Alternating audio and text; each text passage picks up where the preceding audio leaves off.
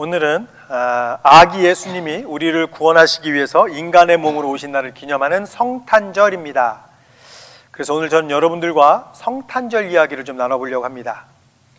성경에 따르면 성탄절 이야기는 베들레헴에서 시작된 것이 아닙니다. 마리아와 요셉 혹은 천사들의 예고로 시작된 것도 아닙니다. 우리가 지난 3주 동안 대강절 설교 시리즈를 통해서 알아봤지만 성탄절 이야기는 아주 오래전 세상이 창조되기도 전에 시작되었습니다. 성탄절 이야기는 한 단어로 시작합니다.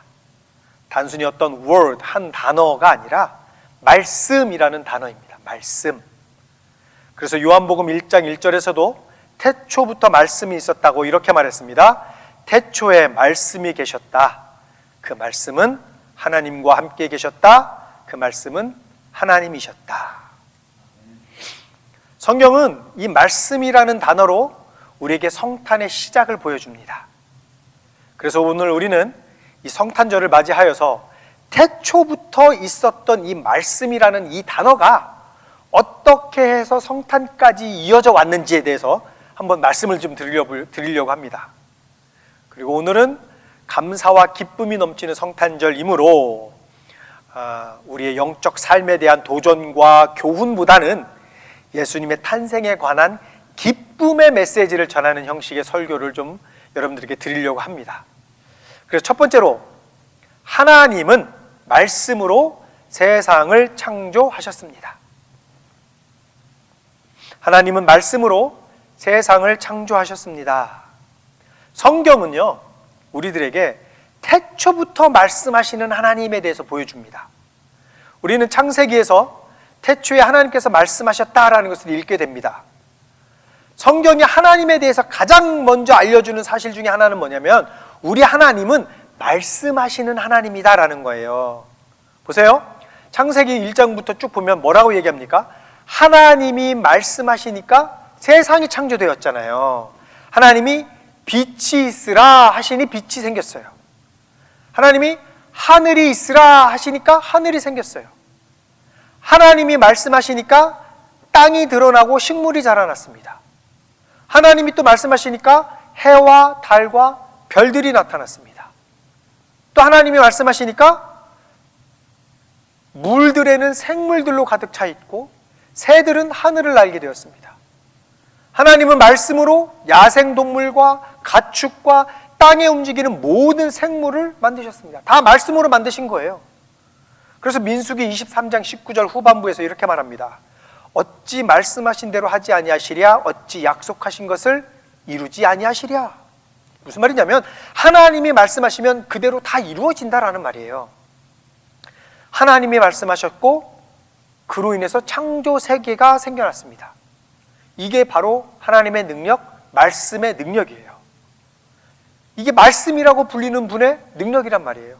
빛, 하늘, 물, 땅, 해, 달, 별, 바다, 공중과 땅에 있는 모든 생물, 이 모든 만물들이요, 다 하나님이 말씀하셔서 생겨난 거잖아요.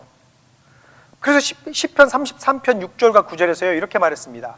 주님은 말씀으로 하늘을 지으시고 입김으로 모든 별을 만드셨다.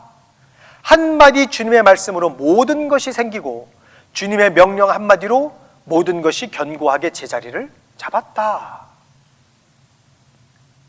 그런데요, 우리가 창세기 앞부분을 읽다 보면은 하나님이 인간을 창조하실 때는 좀 다르게 일하셨다는 것을 우리가 발견하게 되죠. 하나님이 사람을 만드실 때는요, 매우 개인적으로 다가오셨고 직접적으로 사람을 만드는 데 개입하셨습니다. 무슨 말이냐면, 하나님은 영이시잖아요. 영이신 하나님이 직접 흙을 만지셔서 그 흙으로 사람을 빚으셨다라는 거예요. 하나님이 하나님의 손으로 사람을 빚으셨다라는 거예요. 단순히 말씀만 하신 것이 아니라 말씀이신 그분이 흙 속으로 들어오셔서 사람을 만드셨다라는 거예요. 이게 아마도 우리가 성탄절에 우리가 축하하는 성육신됨을 아주 희미하게나마 우리에게 보여주는 첫 번째 단서일 것입니다. 이처럼 하나님은요, 태초부터 말씀으로 세상을 창조하시고 또 인간을 친히 빚으시면서 이미 성탄의 비밀을 우리에게 조금씩 알려주고 계셨다라는 거예요. 그리고 두 번째, 하나님은 말씀으로 우리를 만나 주셨습니다. 하나님은 말씀으로 우리를 만나 주셨습니다. 보세요. 이제 하나님이 처음에 말씀드린 것처럼 말씀으로 세상을 창조하셨단 말이에요. 그리고 우리 사람을 지으셨어요. 그런데 하나님은요, 그 창조 이후에, 말씀으로 창조를 하신 이후에 그냥 침묵하고 계신 것이 아니라 계속해서 말씀을 통해서 우리를 찾아와 주시고 우리와 만나 주셨다라는 거예요. 여러분, 세상에 수많은 종교들이, 그 사람들이 믿는 그 종교들이 있잖아요. 그 사람들이 믿는 신들은요, 대부분 침묵하는 신입니다. 말하는 신이 하나도 없어요. 입이 있어도 말하지 못하고요, 인격적인 교제를 나누지도 못하잖아요, 잡신들은. 여러분, 불교에서 그 부처가 말하는 것 들은 적 있습니까? 무슬림에서 그 알라신이라고 하나요? 그 잡신이 계시한 걸 들어본 적 있어요? 없잖아요. 이 세상의 모든 잡신들은요, 침묵밖에 할 수 없어요. 왜? 사람이 만들었으니까. 하지만 성경이 말하는 하나님은 다르다라는 거예요. 하나님은 말씀하는 분이시며 그 말씀을 통해서 세상을 창조하셨고 그 말씀을 통해서 우리와 인격적인 관계를 맺으시는 분이다라는 거예요. 성경은요, 하나님의 말씀이 곧 하나님의 마음을 드러내는 통로다라고 말합니다. 그래서 신명기 8장 3절에서 이렇게 말했습니다. 사람이 먹는 것으로만 사는 것이 아니라 주님의 입에서 나오는 모든 말씀으로 산다는 것을 당신들에게 알려주시려는 것이었습니다. 우리의 육신은 밥을 먹어야 살지만 우리의 영혼은 하나님과 만나야 살고요, 그분의 입에서 나오는 말씀을 들어야 진정한 생명을 얻을 수 있다는 거예요. 하나님은 끊임없이 우리들에게 말씀을 공급하심으로써 우리 영혼을 살리시고 우리와 교제해 오셨습니다. 그리고 하나님은 인간이 타락한 이후에도 말씀으로 우리에게 계속 다가오셨습니다. 첫 번째 범죄, 아담이 저질렀던 그 첫 번째 범죄로 인해서 아담이 두려움에 빠집니다. 그래서 숨어 있잖아요. 그때 창세기 3장 9절에서 하나님이 이렇게 말씀하셨습니다. 주 하나님이 그 남자를 부르시며 물으셨다. 네가 어디에 있느냐? 아담이 하나님을 피해서 숨어 있으니까 하나님이 말씀하셨잖아요. 아담과 이야기하고 싶어서. 아담아, 네가 어디 있느냐라고 말씀하신 거잖아요. 하나님은요, 시대마다, 상황마다, 그리고 사람마다 말씀으로 다가오셨습니다. 노아에게는요, 심판 가운데서도 구원의 길을 보여주셨고, 아브라함에게는 너는 복의 근원이 될 것이다 라고 말씀하셨고, 모세에게는 율법을 통해서 하나님 백성의 그 삶의 길을 알려주셨습니다. 하나님이요, 우리를 만나주시는 방법은 언제나 말씀이었었어요. 말씀. 히브리서 기자가요, 그래서 이 놀라운 은혜를 히브리서 1장 1절에서 이렇게 요약했습니다.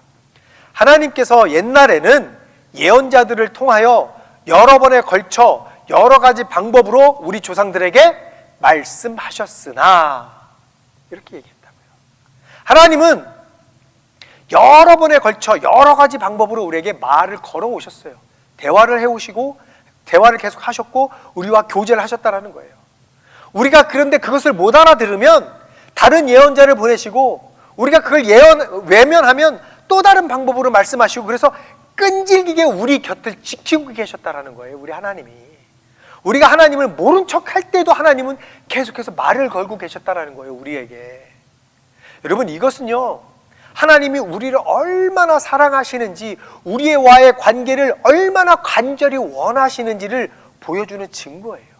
우리가 하나님으로부터 멀어지고 하나님으로부터 고개를 들리고 하나님과 대화를 안 했을 뿐이지, 하나님은 항상 태초부터 지금까지 계속해서 우리와 대화하시고 말씀하기 원하시고 계셨다라는 거예요. 여러분, 만약에요, 하나님이 우리에게 말씀하시지 않으셨다면 우리는 하나님이 누구신지, 우리가 어디에서 와서 어디로 가는지 전혀 알 수 없었을 것입니다. 하지만 하나님은 태초부터 지금까지 당신의 말씀을 우리에게 보내주심으로써 우리의 곁에 머무르셨고 우리와 만나주셨습니다. 그리고 하나님은 단지 말씀으로만 우리와 만나고 소통하고 싶어 하시지 않고요, 우리와 더 깊고 더 가깝고 더 완벽하게 만나기를 원하셨습니다. 그래서 하나님은 이제 말로만 하시는 것이 아니라 그 말씀이 우리의 눈앞에 나타나기로 작정하신 거예요. 이게 바로 우리가 오늘 기념하는 성탄의 신비입니다.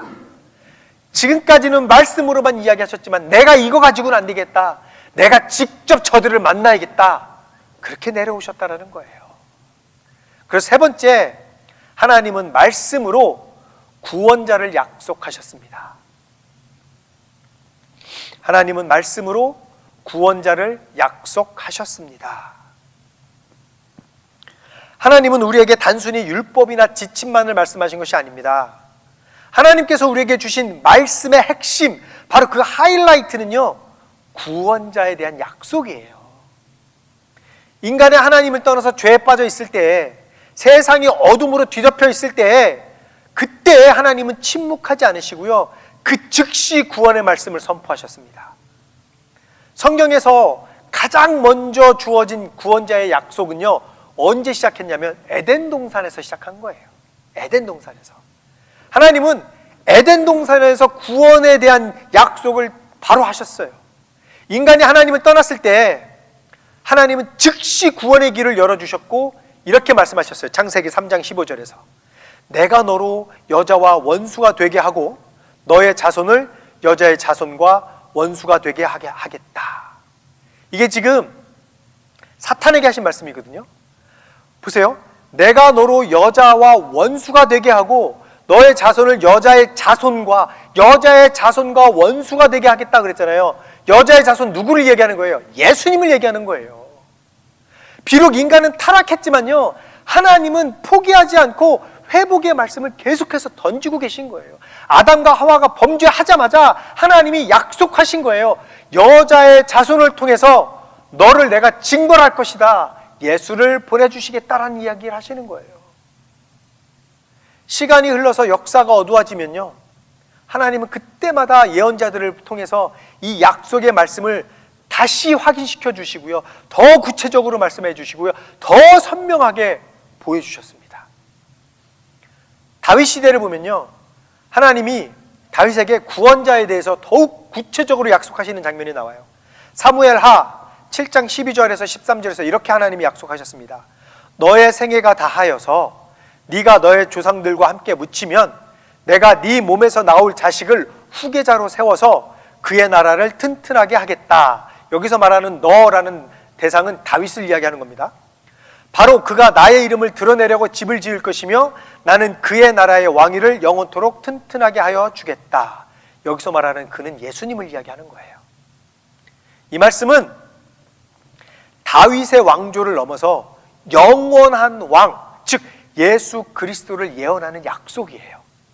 하나님은요, 말씀으로 다시 오실, 이 땅에 오실 왕을 준비하고 계셨어요. 이렇게 수백 년 동안 하나님께서 예언자들을 통해서 말씀하신 모든 약속은 바로 예수 그리스도를 가리켰습니다. 그래서 사도 바울은 고린도후서 1장 20절 앞부분에서 이렇게 고백했습니다. 하나님의 모든 약속은 그리스도 안에서 예가 됩니다. 예가 됩니다. 즉 하나님이 말씀하신 모든 구원의 약속은 예수님 안에서 완성된다라는 말이에요. 이와 같이 하나님은 무너진 세상과 깨지고 상처받은 마음들을요, 외면하지 않으시고 그 시대마다, 각 시대마다 말씀으로 계속해서 우리들에게 구원자를 예언하시고 약속하시고 결국 그 약속 안에서 인류가 소망을 잃지 않도록 우리를 붙잡아 주셨어요. 계속해서 태초부터 지금까지. 그래서 성탄은 하나님께서 약속하셨던 그 말씀이 드디어 현실이 된 날, 수천 년 동안 전해진 하나님의 말씀이 우리의 눈앞에서 이루어진 날이에요. 하나님의 약속은 절대로 실패하지 않습니다. 하나님은 말씀하셨고 하나님은 그 말씀대로 이루셨습니다. 그리고 네 번째, 하나님의 말씀은 마침내 육신이 되어 이 땅에 오셨습니다. 하나님의 말씀은 육신이 되어서 이 땅에 오셨습니다. 그러니까 이 성탄절은요, 그 말씀이 지금까지 그동안 말씀으로 얘기하셨던 그 말씀이 마침내 육신이 된 날이에요. 이게 성탄절이에요. 수천 년 동안 예언자들을 통해서 들려오던 그 하나님의 음성, 돌판에 새겨졌던 약속, 그 모든 희망의 메시지가요, 이제는 더 이상 글자나 음성으로만 남지 않게 되었습니다. 하나님의 말씀이 사람의 몸을 입고 이제 우리 눈앞에 나타났습니다. 이게 성탄절의 핵심 메시지예요. 말씀이 사람의 몸을 입고 이 땅에 오신 거. 그래서 요한복음 1장 14절에서 이렇게 선포했습니다. 그 말씀은 육신이 되어 우리 가운데 사셨다. 우리는 그의 영광을 보았다.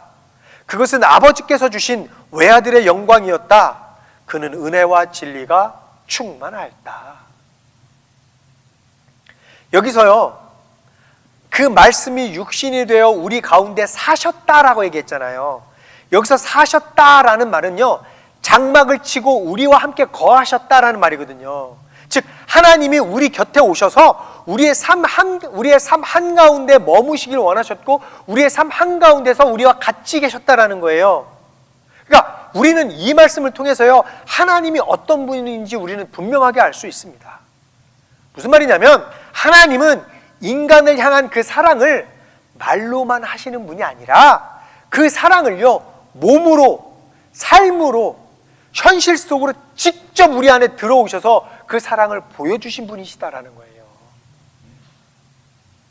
그래서 바울이 빌립보서 2장 6절과 7절에서 이렇게 고백한 거 아닙니까? 그는 하나님의 모습을 지니셨으나 하나님과 동등함을 당연하게 생각하지 않으시고 오히려 자기를 비워서 종의 모습을 취하시고 사람과 같이 되셨습니다. 이게 바로 성육신이잖아요. 이게 성육신. 하나님이신 예수님께서 인간의 연약함, 아픔, 눈물, 피곤함, 고통까지도 직접 경험하신 이유는요, 딱 하나예요. 우리를 구원하시기 위해서 우리와 완전히 동일한 자리까지 내려오셨기 때문이다라는 겁니다. 여러분, 말씀이 사람이 되셨다라는 것은 우리의 삶 속으로 직접 들어오셔서 우리와 함께 아파하시고 우리와 함께 우시고 우리와 함께 걸어주시는 그 하나님이 오셨다라는 뜻이에요. 그리고 예수님의 탄생은 단지 한 아기의 출생이 아니라 하나님께서 태초부터 수천 년 동안 말씀으로 약속해 오신 그 구원 계획이 드디어 우리 눈앞에서 실현된 엄청난 사건이라는 거죠. 말씀이 성육신 하심으로써 우리는 이제 이렇게 말할 수 있게 되었어요. 우리 하나님은 멀지 않습니다. 우리 하나님은 절대로 우리를 포기하지 않으셨습니다. 하나님은 우리를 직접 만나기 위해서 말씀이 인간의 몸을 입고 이 땅에 오셨습니다 라고 우리는 얘기할 수 있다는 거예요. 그래서 우리는 성탄을 기쁨으로 맞이할 수 있게 되는 것입니다. 말씀을 정리하겠습니다. 지난 대강절부터 우리는 오늘까지 성탄절의 긴 이야기를 따라서 걸어왔습니다. 그 성탄의 이야기는 베들레헴 마구간에서부터 시작되지 않았습니다. 창세기보다 더 앞서서 태초보다 더 이전부터 시작된 하나님의 말씀의 이야기였습니다. 이게 성탄의 이야기입니다. 하나님은 말씀으로 세상을 창조하셨고 말씀으로 우리에게 다가오셨으며 말씀으로 우리에게 구원자를 약속하셨고 마침내 그 말씀이 육신이 되어서 우리에게 오셨습니다. 그리고 이 모든 흐름을 하나로 요약하는 단 하나의 단어, 성탄절을 한 문장으로 말할 수 있게 하는 단 하나의 단어, 그 이름은 바로 예수님입니다. 그러므로 우리가 성탄절을 한 단어로 표현한다고 하면 그 단어는요, 선물도 아니고 기쁨도 아니고 평화도 아니고 사랑도 아닙니다. 더더욱이 산타도 아닙니다. 이 모든 단어들이 가리키는 궁극적인 중심, 이 모든 의미의 출발점과 완성, 그 한 단어는 바로 예수님입니다. 모든 말씀은 예수님, 이 한 단어로 다 집결이 되는 것입니다. 예수님이 오심으로 어둠은 빛을 보았고, 죄인은 구원의 길을 찾았고, 절망은 소망으로 바뀌었습니다. 예수님이 오심으로 하나님은 우리에게 당신의 마음 전체를 다 보여주셨습니다. 예수님 안에서 우리는 하나님의 성품을 보고요, 하나님의 사랑을 보고요, 하나님의 은혜를 보고요, 하나님의 얼굴을 볼 수 있습니다. 그러므로 오늘 이 성탄절에 우리의 마음이 예수님으로 가득하시기를 바랍니다. 예수님이 우리의 빛 되시고, 예수님이 우리의 평화가 되시고, 예수님이 우리의 소망이 되시고, 예수님이 우리의 구원자가 되심을 고백하는 오늘 하루가 되시기를 바랍니다. 그러므로 성탄절을 지나며 어둠 가운데 빛으로 오셨고, 우리의 가정과 일터와 마음의 골짜기마다 찾아오셔서 혼란 대신 평안을, 두려움 대신 담대함을, 절망 대신 소망을 채워주시는 예수님, 이 예수님, 이 한 단어가 여러분의 마음속에 깊이 새겨지기를 예수님의 이름으로 축복합니다.